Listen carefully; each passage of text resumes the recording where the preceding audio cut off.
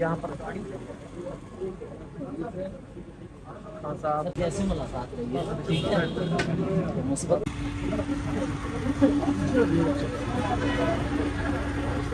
Chairman P T A Imran Khan کے حوالے سے اہم خبر سنانے جا رہے ہیں، ہمارے ساتھ رہیے گا۔ عمران خان اچانک سابق گورنر پنجاب اور وکیل لطیف کھوسہ کے گھر پہنچ گئے۔ اب اس کے پیچھے اصل کہانی کیا ہے، اسی بارے میں بات کرنے جا رہے ہیں۔ کچھ دنوں پہلے لطیف کھوسہ کے گھر فائرنگ کا واقعہ پیش آیا، جس میں کوئی جانی نقصان تو نہیں ہوا، البتہ ان کے ڈرائیور کو گولیاں لگی ہیں اور وہ زخمی تھے۔ عمران خان سے ملاقات کے بعد لطیف کھوسہ نے بتایا کہ اسی واقعہ کا افسوس اور خیر وفیت لینے آئے اور میرے لیے انہوں نے ایک آفر کی تو میں نے قبول کر لی۔ وہ آفر کیا تھی؟ لطیف کھوسہ سے پوچھنے پر انہوں نے جواب دیا کہ عمران خان اپنا ایک کیس جو کہ کوئٹہ میں ان پر درج کیا گیا کیس کو لطیف کھوسہ کے حوالے کرنا چاہتے تھے۔ لطیف کھوسہ کافی دنوں سے عمران خان کے حوالے سے بیان جاری کر رہے تھے اور ان کے بیان عمران خان کے حامی تھے اور جو کچھ عمران خان کے ساتھ ہو رہا ہے ان کی مذمت کرتے رہے ہیں۔ لطیف کھوسہ صاحب نے کہا کہ میں اس وقت اس حکومت کے ارادے جانتا ہوں، یہ عمران خان کو ذوالفقار بھٹو کی طرح مروانے کی کوشش کر رہی ہے۔ یہ حکومت عمران خان کو جھوٹے کیس میں پھانسی دینا چاہتی ہے۔ اگر میری انفارمیشن پسند آئی تو چینل سبسکرائب لازمی کیجیے گا۔ اللہ حافظ۔